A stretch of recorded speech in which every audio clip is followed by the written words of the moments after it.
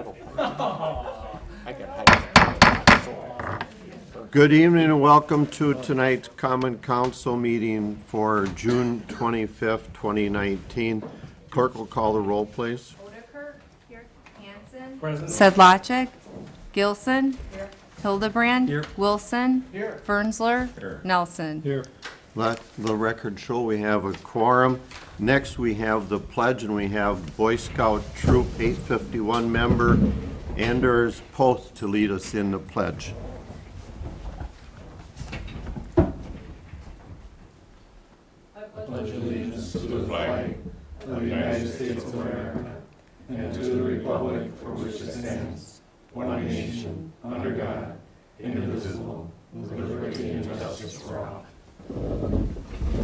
Thank you, Anders.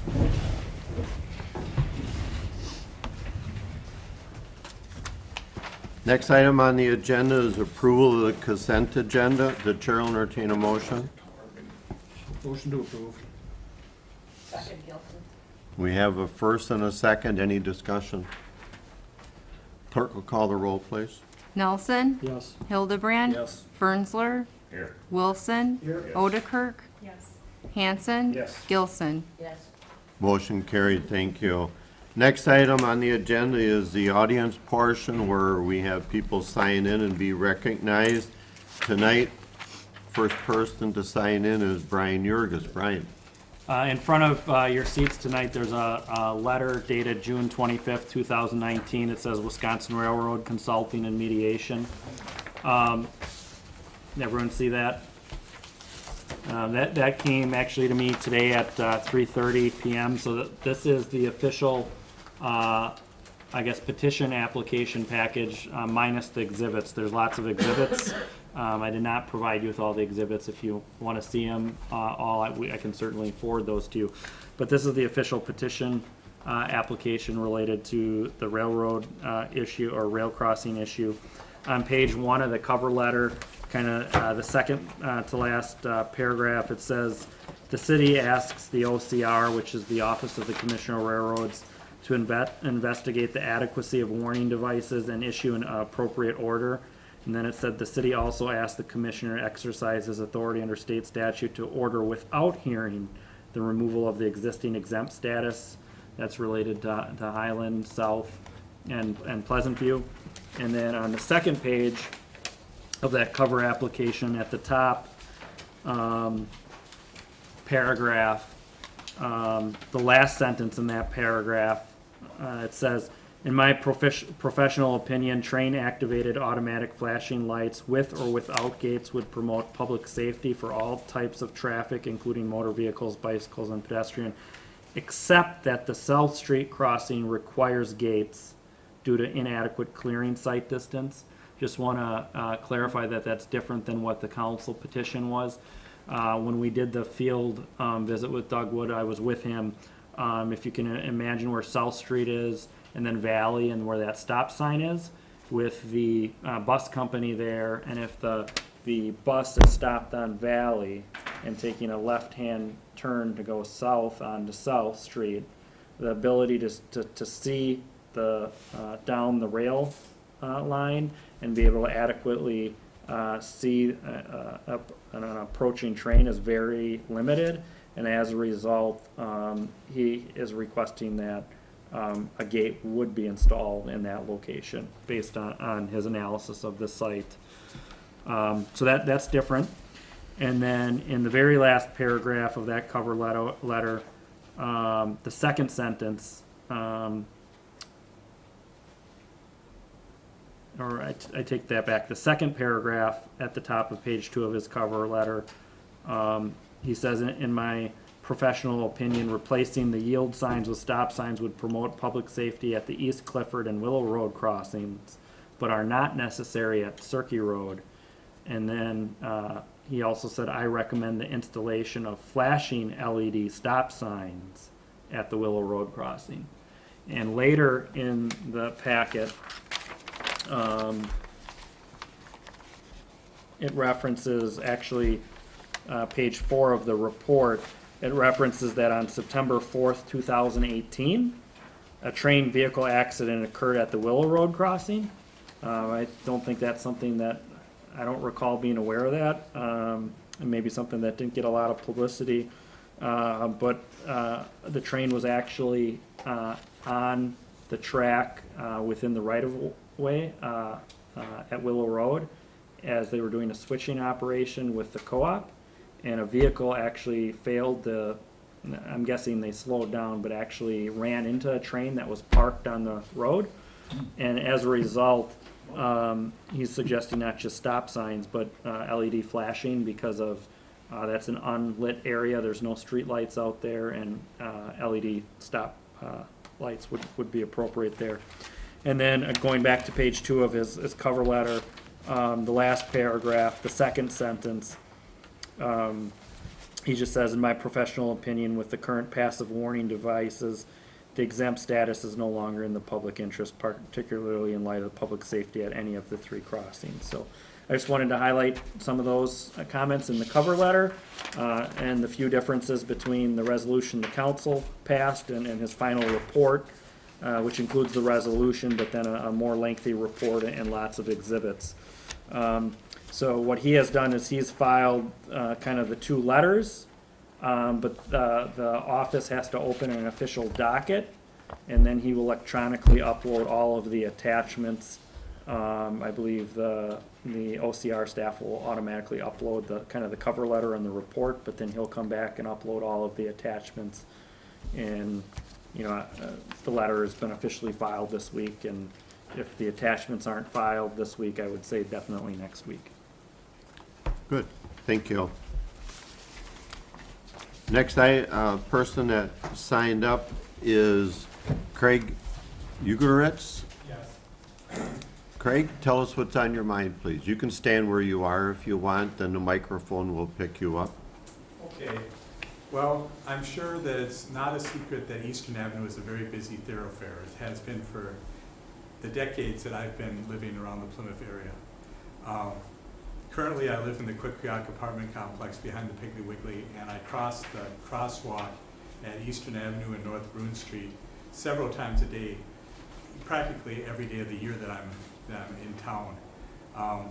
I've noticed over time that it seems it runs in streets, but there's days when as many people don't stop for the crosswalk as do. And there is a pedestrian crossing sign. It's yellow on either side of the crosswalk in either direction. And sometimes towards late spring and summer into fall, there's a state law pedestrian crossing sign that sticks up in the middle of the highway. It's currently hasn't been out this year, I don't believe. But there's times when I wish that there was more signage or protection for pedestrians at that crosswalk. And I even might go as far as suggest, I've seen in other municipalities where there's an overhead bar that goes over the road, and then the pedestrian crossing sign is mounted above the highway. And there's even sometimes red flashing lights around the sign to draw motorists' attention to the pedestrian crossing. So I'm just wondering if this has been brought up to the council any time in the past, and regardless if the council would consider it at the present time. Thank you very much. We appreciate you taking the time to come in. We do encourage citizens to come in and address the council on issues that they are concerned with, and we appreciate when people do that. Moving on to item 5, resolution number 18, a resolution establishing the interfund loan repayment schedule and interest fiscal charges for kid number 4. I'll ask Administrator Jurgis for a summary, please. Yeah, this was talked in committee in May, and is finally being brought here. There's 2 things where we advanced funds from the revolving loan fund as part of the TIF districts, and one was the Willow Road project, which was $798,000.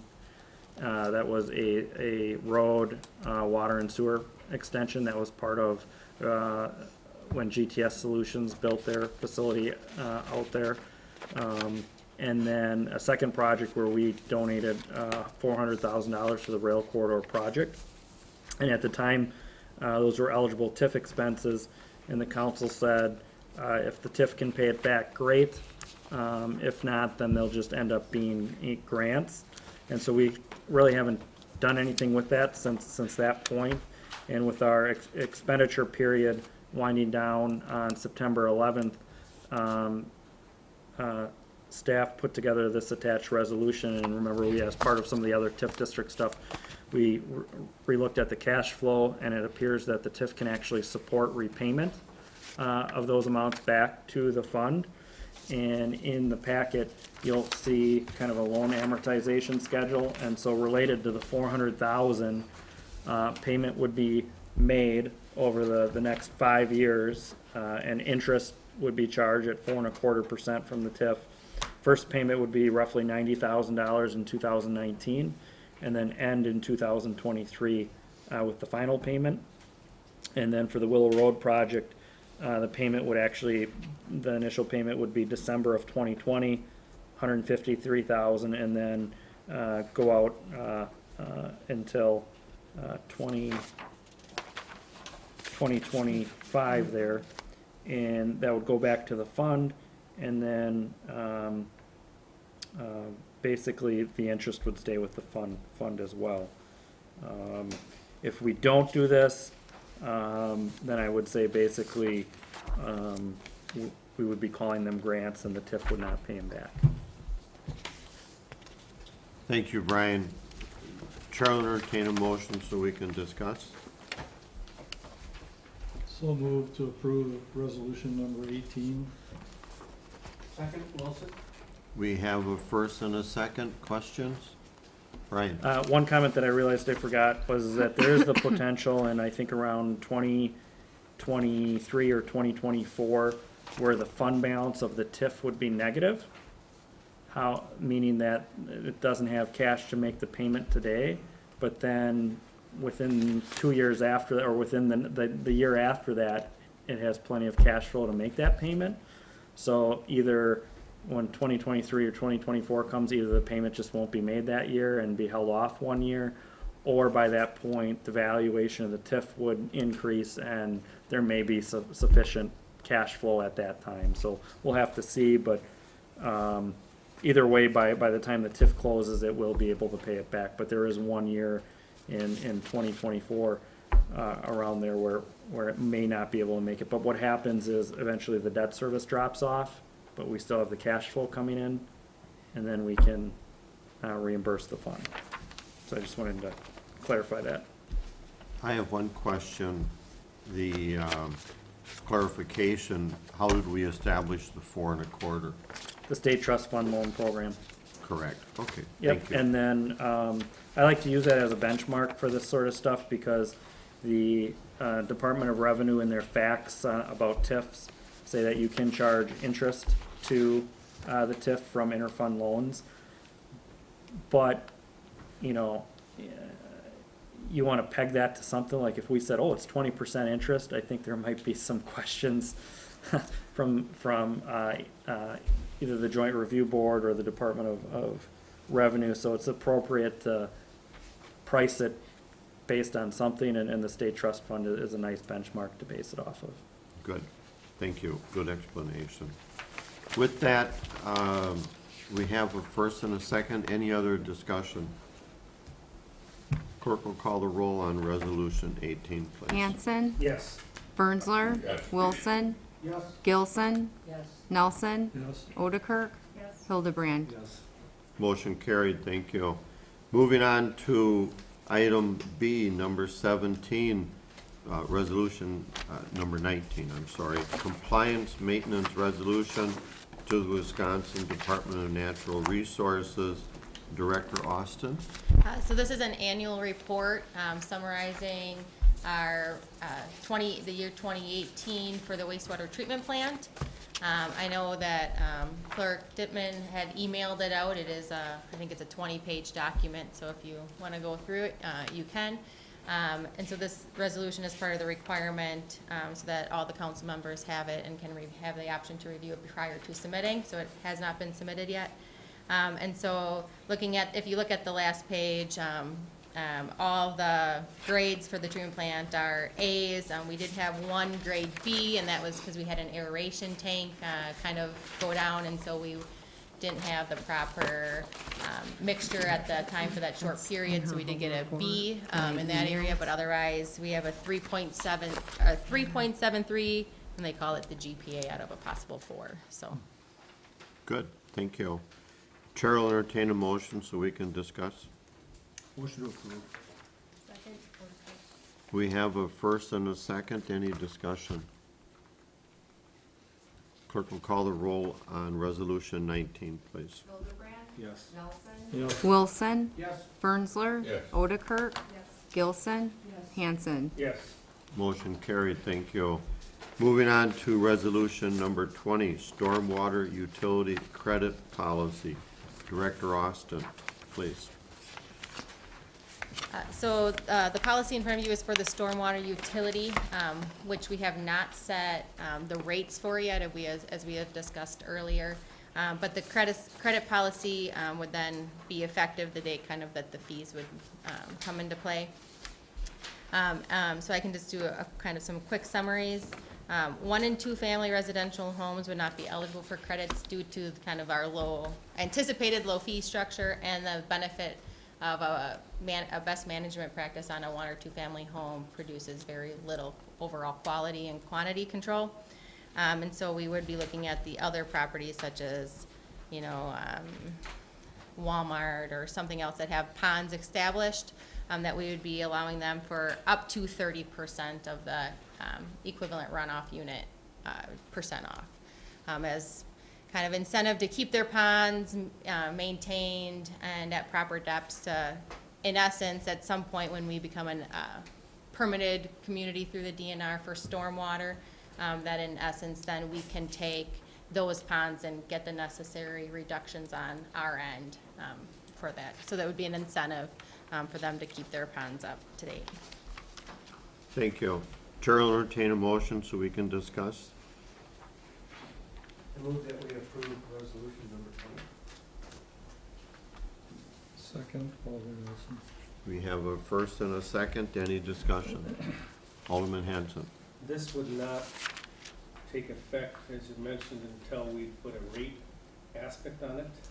Yeah, until we start charging. So we start charging, and it has to be approved by the council at a later date. The fee, absolutely, yep, and then there'd still be requirement, I mean, they still have to do their submittal and their application and get me all the necessary paperwork before that, the credit would be applied. So all this- because they have a pond doesn't mean it meets the criteria, so they'd have to go through the application process first. Do we have a timeline potential this taking place, 2022, 2030? Well, as I kind of talked about in the committee of the whole, that 2020. 2020, so that's when we're Correct. going At to this potentially point. establish a rate. Yeah, the biggest issue, the rate discussion will happen in the coming months or weeks, I should say. The bigger issue is getting the billing system set up to be able to bill it. So that'll take time. So ideally, we'd say January, but depending on how quickly it might be start of the second quarter.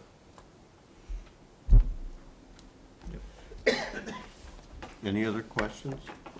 Clerk will call the roll for Resolution 20, please. Gilson, Nelson, Yes. Odekirk, Hildebrand, Yes. Hanson, Yes. Fernsler, Wilson, Motion carried, thank you. Item 6 is not needed. No items were removed from the consent agenda. Item 7, Chair will entertain a motion to go into closed session pursuant to Wisconsin Statute 19.85, paren 1, paren C, considering employment, promotions, compensation, or performance evaluation data of any public employee over which a governmental body has jurisdiction or exercises responsibility, in particular the police union contract for the 3 years, 20, 21, and 22. Yeah. Let the record show we're now back in open session.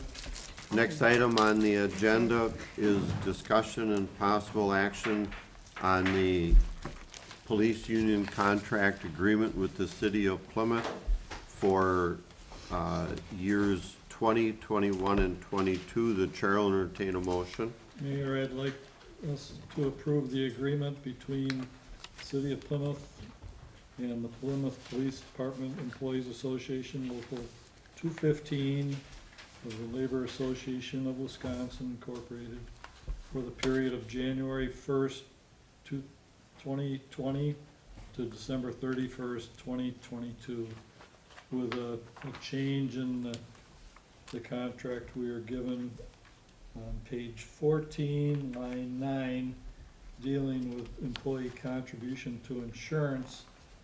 It shall be stated, such contribution shall be made to a maximum of 24 pay periods in any given calendar year. Thank you. Do we have a second? Second. We have a first and a second. Any discussion for the union contract for the 3 years so indicated? Clerk will call the roll, please. Wilson, Yes. Fernsler, Yes. Hanson, Yes. Hildebrand, Yes. Odekirk, Nelson, Yes. Gilson. Motion carried. Thank you. Chair will entertain a motion to adjourn. Motion to adjourn. We have a first and a second. All in favor, say aye.